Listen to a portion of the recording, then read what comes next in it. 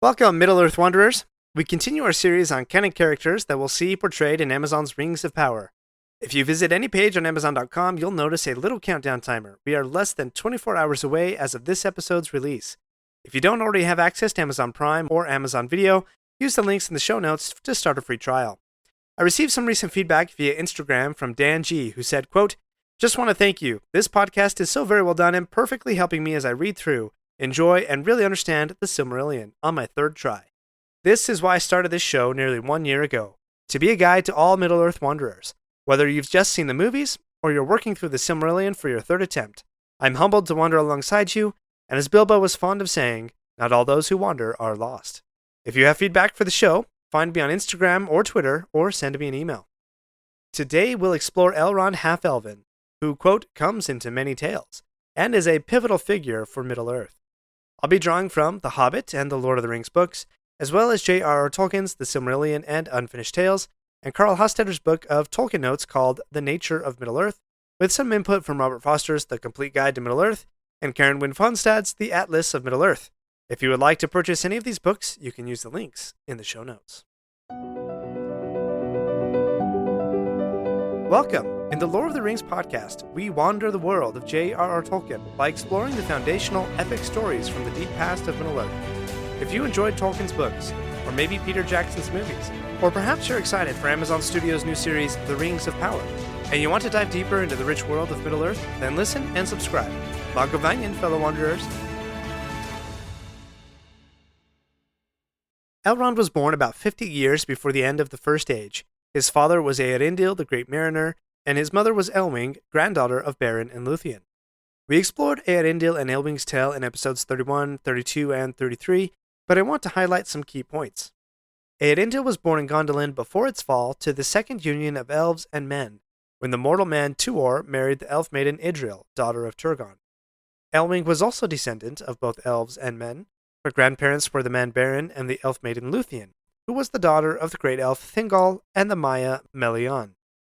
Elwing inherited the Silmaril that Beren and Luthien reclaimed from Morgoth, the same Silmaril that led to the fall of Doriath by the hands of jealous dwarves. Eärendil pleaded before the Valar for help against Morgoth, which they granted, thus closing out the First Age. And because Eärendil was mortal and had stepped foot in the Undying Lands, he and Elwing and their children were given a choice: inherit the doom and gifts of the race of elves, including immortality, or of the race of men, including death. Elwing chose the elves, and Eärendil chose the same for her sake.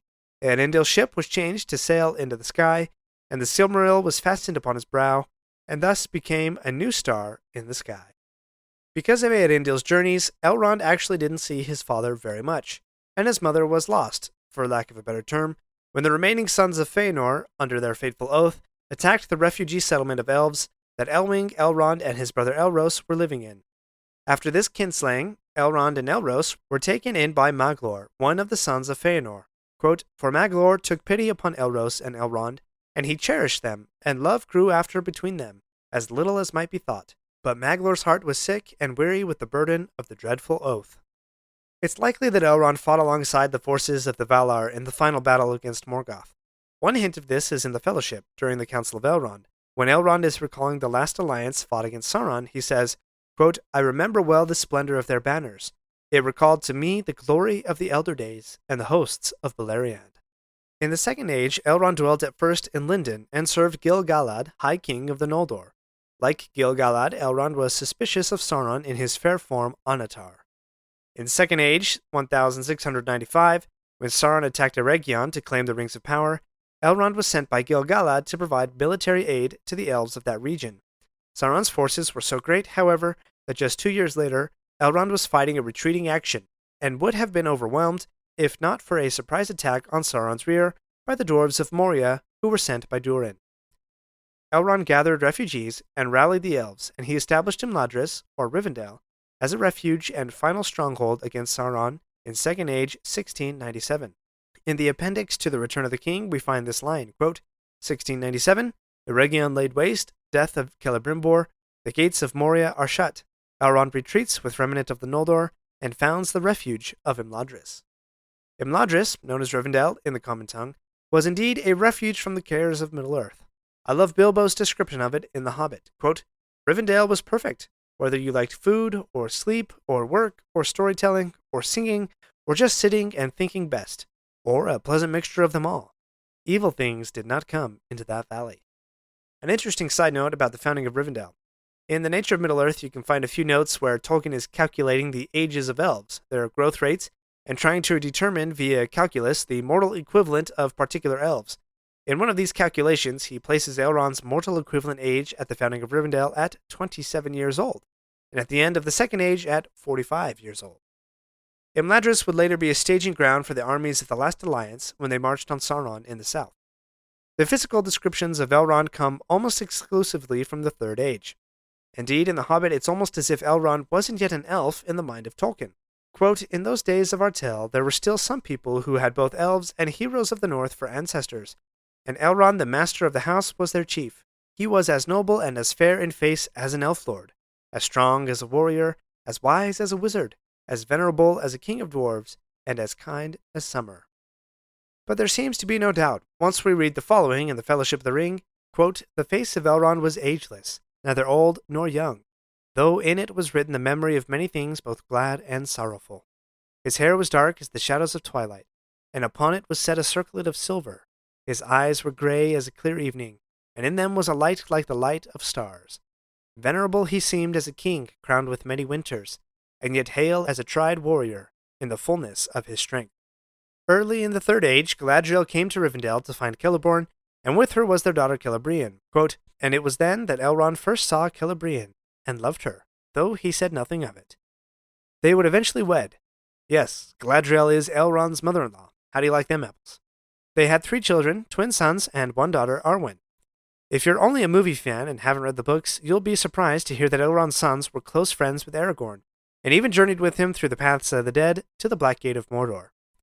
Elrond had great skill in healing, which is how Frodo was saved from the Nazgul blade, and he was known as a lore master.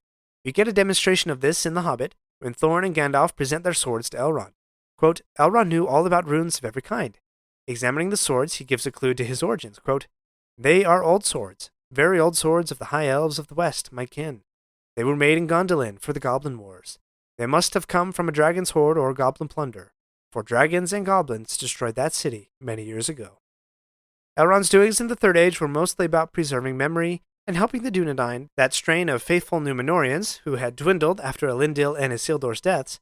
Quote, throughout the Third Age, Elrond gave aid and counsel to the Dunedain, and later shelter, especially to the line of Isildur, his distant nephews.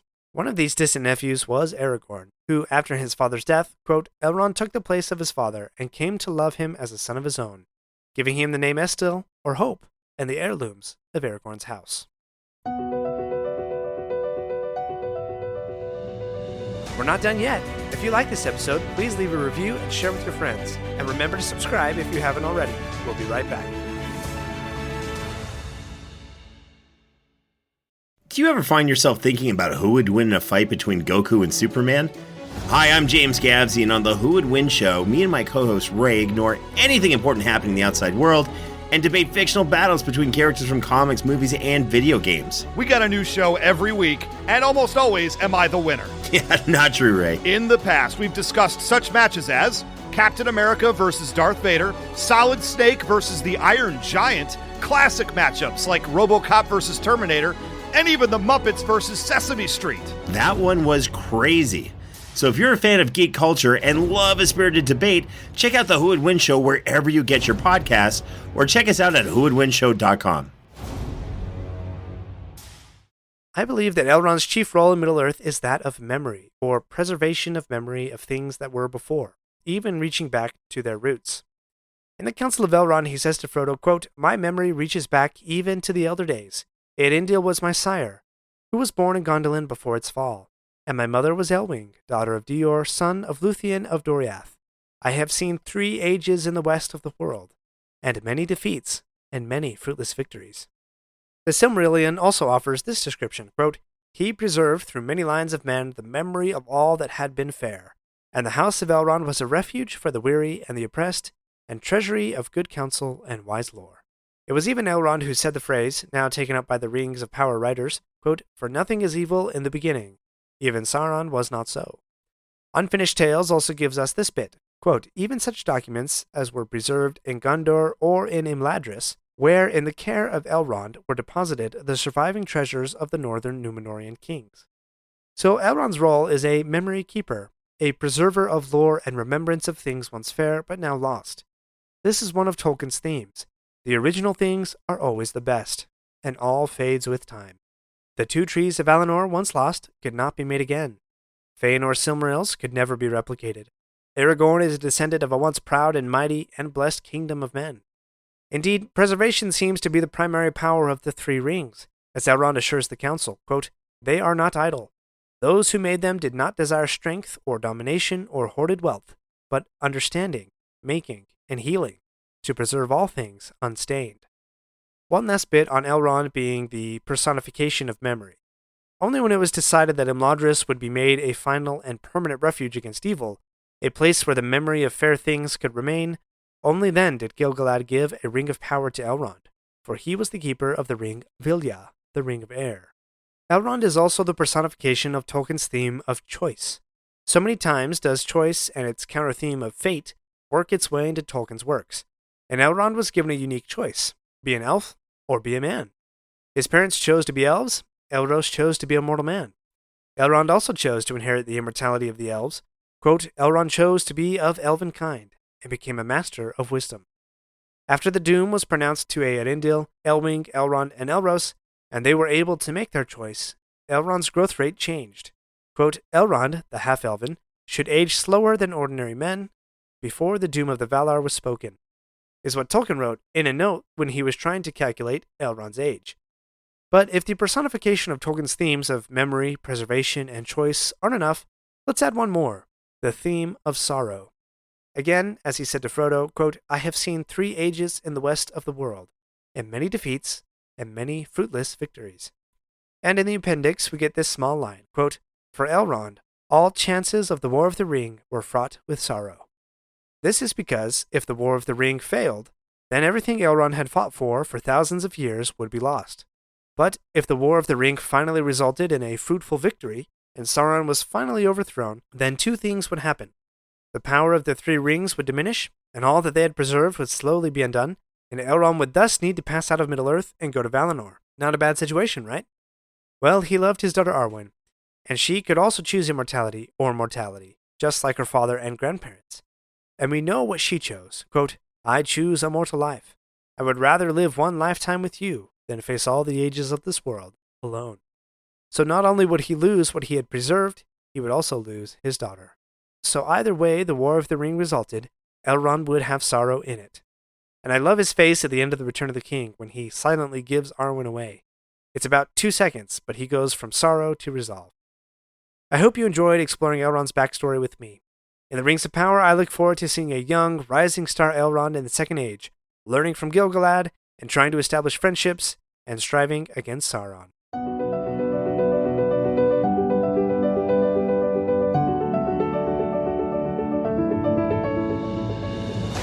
My friends, if you enjoyed this episode, let me know by subscribing, leaving a review, and sharing with your friends. Follow me on Facebook or Instagram at Lore of the Rings Podcast.